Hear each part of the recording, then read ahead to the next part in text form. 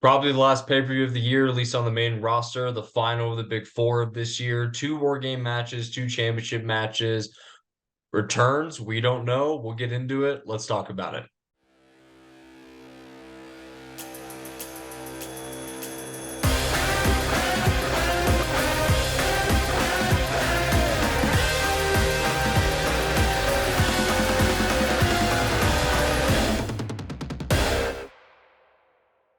What's going on, guys? Welcome back to another episode of the Thank God for Wrestling podcast. I'm co-host one of one, CJ McClure. Co-host 2 of 2, Johnny King. We got Survivor Series War Games today. Before we even started this, Johnny and I already had a disagreement. So, Johnny, you can go and open up with the women's War Game match. All right, kicked off the show, the women's war game match. CJ, before we started, CJ caught me saying, I was like, that was the best match of the night. And he goes, what, the men's war games? And I'm like, no, the women's. And he's like, nah. I'm like, bro, the women's war games, the match itself was by far better than the match the men put on. Yes, we'll get into the return. That is what made the match, okay?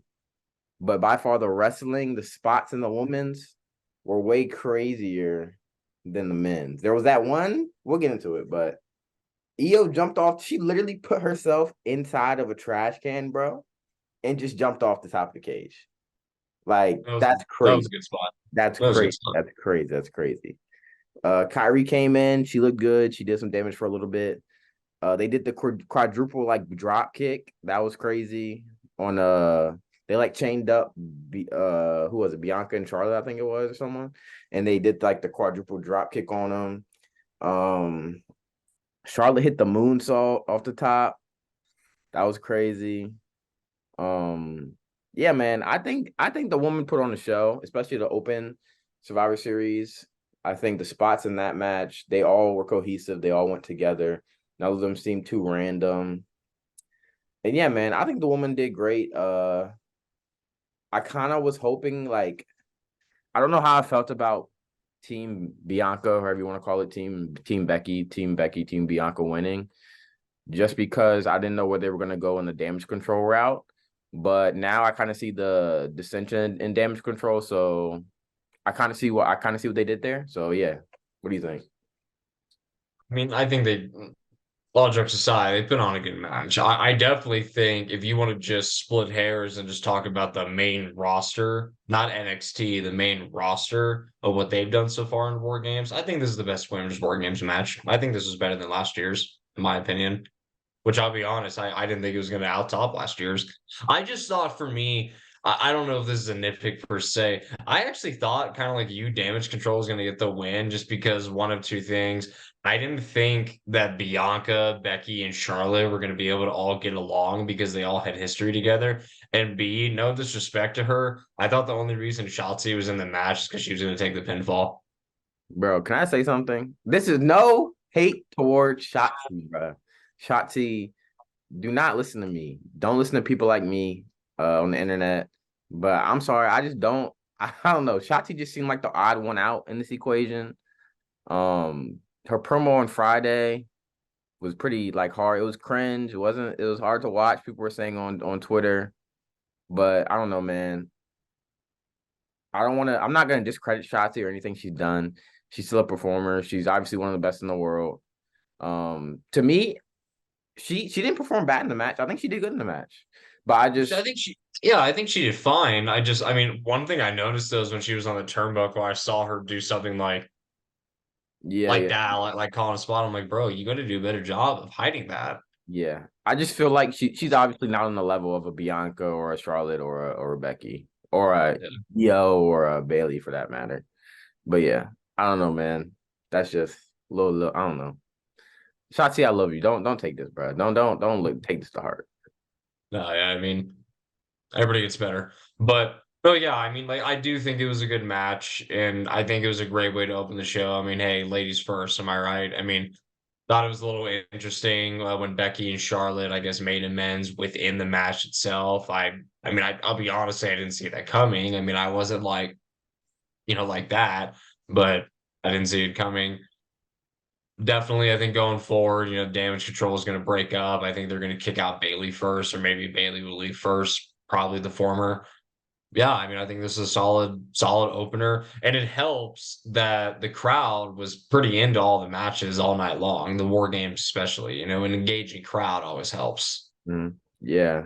And with the return that we'll get into later, there's talks and with Becky, I mean with Bailey probably going to leave Damage Control or get kicked out soon. There's rumors that Mercedes Moné, Sasha Banks might change her mind. There's speculation that she might end up coming back to WWE to join teams with Bailey, which I could very much see in that regard. But yeah, man, only time will tell. This will be a crazy season for wrestling.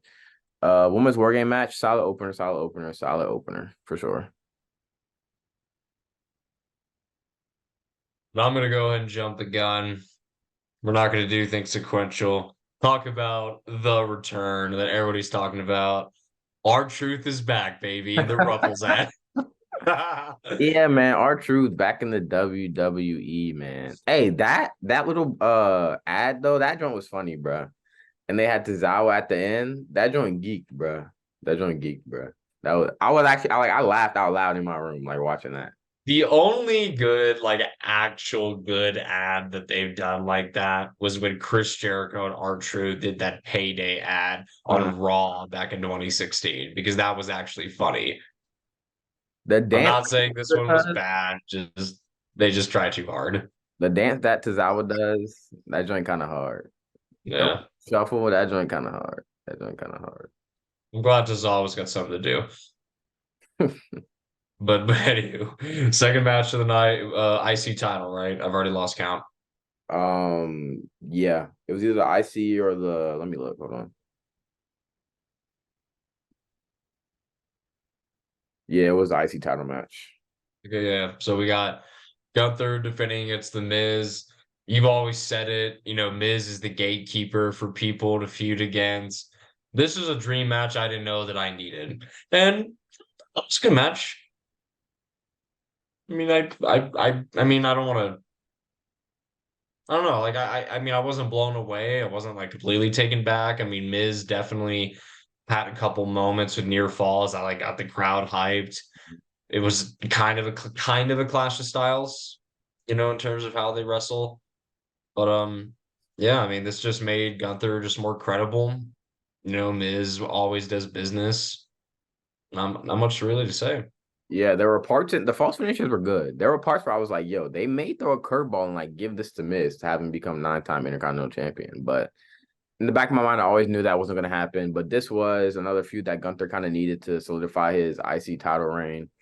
And yeah, man, the fact that Miz resulted to his heel ways to try to get the win shows that the Miz will always be the Miz. So I thought that was pretty good part of the match. I just didn't like the ending. I don't know. I feel like Miz shouldn't have tapped. Maybe just give him I don't know, bro. I didn't like the Miz tapping. I don't want the I'm Miz. I like Miz. I don't want him to look weak.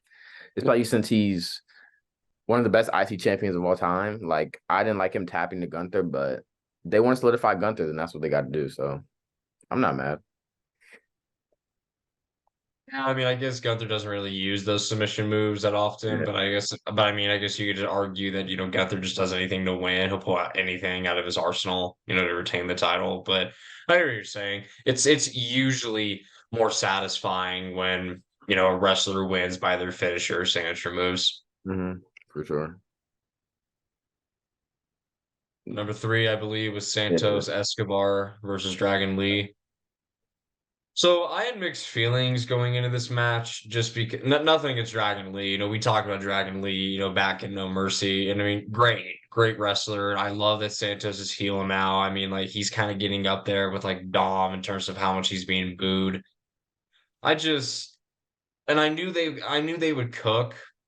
I think they cooked with the most they were given. I mean, it was the shortest match of the night. I mean, that kind of sucked, but I just really just want to see Carlito in action, specifically in a one-on-one match. Yeah. I mean, he's been under contract for like so long this year and just hasn't really done much. And I don't know who to blame for that. But I knew this was still going to be a good match, and it was good enough to keep me entertained. I wish it went on a little longer, but I guess beggars can't be choosers. Yeah, it was like 8 minutes, bro. If you have Dragon Lee and Santos Escobar in the ring, I'm expecting at least like 12, 14 minutes. Hopefully like 15, 20. But and there's only 5 matches. They could have if they wanted to. But I don't know. I don't know. But it was a good match. Those two guys great in the ring. I'm so happy Santos is a heel now. Santos is best as a heel. He's back to his old ways, his NXT ways. But yeah, it was an 8 minute match. Like you said, it was good enough to keep me entertained, but I wish they would have kept it a little bit longer. Yeah. We have the Women's World Championship. Rhea Ripley was defending against Zoe Stark. I was fairly excited for this match. You could see that WWE has high hopes for Zoe Stark. Again, I mean, it was good enough to keep me entertained. I don't really have that many negative things to say about it. I mean, Rhea winning was the right move, unless they just want to throw a curveball, but highly doubt it. Yeah. Rhea will probably drop it at WrestleMania. But I think the future's bright for Zoe Stark. Once Rhea drops the title to whoever, and I think Zoe can hang with the best of them. Yeah, Zoe is one of the best professional wrestlers on the roster. It just comes to the fact that I don't know, they just need to work on her character, hone in on her character. And once she gets that, she'll be unstoppable, I feel like in the future for sure. Definitely. Yeah. Next, men's war games match. Judgment Day versus Cody, Seth, Jay, Sammy, and we got a returning Randy Orton, man. The Viper's back. The Legend Killer is back. He looked great, bro. Looked like he gained like 20 pounds of muscle, bro. He was looking crazy. They teased him not being there, which I thought was crazy. Why would you announce him and then tease him? WWE just loves to troll their fans. They know we were thinking the whole time. I don't think they should have ever announced it on Raw in the first place. But then when they did, I was like, okay, they announced it so we would make sure we don't get our hopes up for a certain wrestler to come back, which we'll get to in a moment. Yeah. But it was still a great pop and a great moment. You could see Randy was just so excited to be back. I mean, he couldn't contain himself. I Yeah. mean, just the gah, gah, gah, he does when hitting the Bro, spike DDT, and then when everybody did it was just 1, 2, 3. Yeah, I mean, Randy was feeling it, bro. He hasn't missed a beat.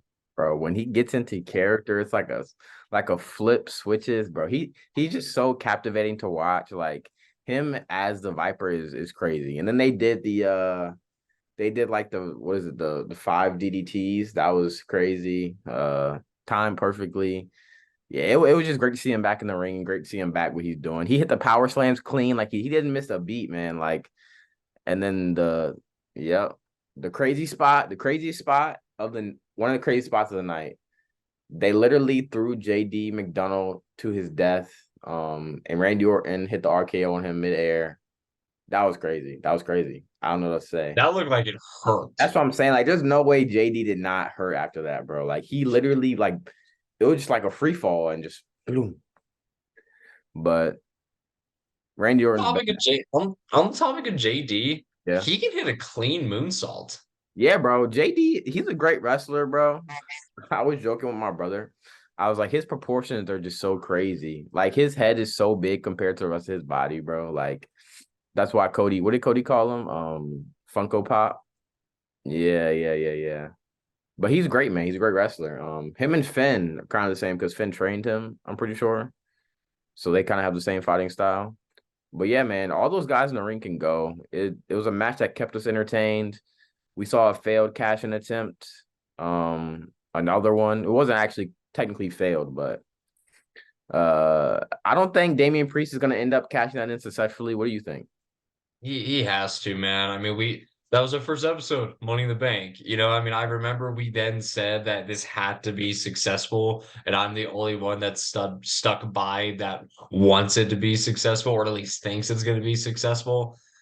I hope so. I really hope so. And if he has to hold it, if he has to be the first person to hold it for a year and then cash it in Money in the Bank next year for it to be successful, then so be it. Because I mean, I do feel like WWE is in a bit of a tough spot. We're gonna get into the return in a minute, but we keep talking about like Gunther versus Seth Rollins at WrestleMania, but now a certain someone might be facing Seth Rollins at WrestleMania, and Seth's back. I mean, surely the man is going to get a break eventually. Whoever walks out of WrestleMania World Heavyweight Champion is going to need to keep the title for a decent amount of time. So I Yeah. feel like maybe Money in the Bank next year, Damian will be the first guy to hold it for a full year.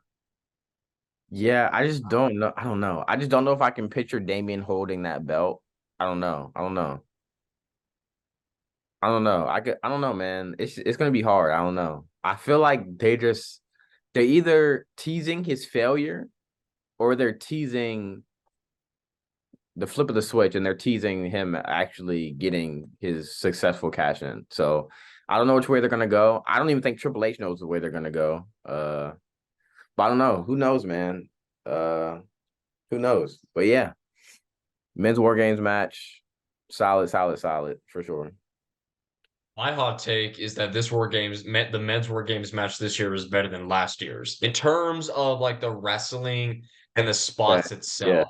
I yeah. feel like last year with the Bloodline in War Games, it was too slow as far as the wrestling goes, but the Mhm. storyline was great. The Yeah. storyline within the match. I mean, that's really what everybody cared about. Mhm. But when they brought War Games back in NXT, I mean, and like that was, I mean, they did both. I mean, storyline and wrestling and spots. I mean, with the Undisputed Era and Pete Dunne and Ricochet, all those guys. I mean, it's Bro, fantastic. Fantastic. I feel like this men's War Games match and the women's for that matters is the best we've gotten since then for sure. of this year.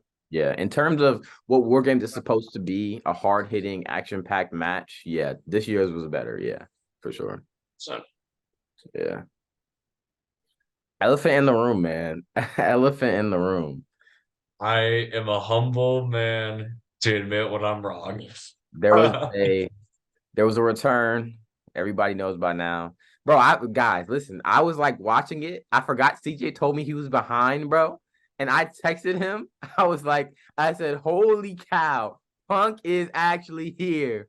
And he was like, he was like, bro, chill. You ruined it. I was like, oh no, I forgot you said you started from the beginning, bro. I felt so bad, bro. I was thinking about that when I was going to sleep at night. But then I thought, when I said that, did you actually believe me, or you were like, I have to see it for myself? you I've known you long enough when you're excited and you're being genuine. That was it was crazy, bro. When it happened, it didn't feel real. Like I don't know. I didn't know if it was gonna happen. I didn't think Triple H had it in him to bring him back, especially on the same night Randy did. But man, am I mistaken, bro? Because we got him, bro. We got him. Well, I'm mistaken too. When we made our Punk video a little while back, I argued that Punk was too bitter. Him and Triple H were never going to put water under the bridge. And clearly I was wrong. I mean, like Hunter posted, coldest day in hell. That which and Triple H made a good point. I think it was in the press conference that they're different now. I mean, Triple H is not the same guy he was 10 years ago. So Punk, at least in my opinion. I don't know the guy, but if you're not the same person in 10 years from now, you're doing something wrong. Yeah. I mean, and they're probably not best buds by any means, but I mean, I think they're more mature now in different stages in their life. Like, life's too short. Had something great then, got something great now. Let's make it happen. Yeah. They were mature. They were both mature enough to do business. Do And business. we're gonna make a separate like news video about CM Punk and everything, but there were just rumors that people were upset. I don't know how true those are. Some people say it's just for the storyline and they're just saying it to get everything going for the storyline, whoever he ends up beefing with. But yeah, man, Punk is back in WWE after almost 10 years, bro. Almost a decade, bro. He's back in the WWE. Yeah, bro. That's it. Yeah. Well, the CM Punk chance paid off. They did. They listened. Triple H listened. He listens to us. He listens. He gives us what we want. Before we do close out, and then we'll, catch us in our CM Punk video. I thought it's so relevant to talk about this or Survivor Series. Drew McIntyre So this is what people are getting mixed up. Drew McIntyre stormed out of the ring into the locker room before Punk came out. So, but nonetheless, before Punk or not, they said that he slammed his locker room door, put his hoodie on, and left, and it was a big enough scene for people to notice. And just like Seth Rollins, but we'll talk about in the next video, do we think this is a work?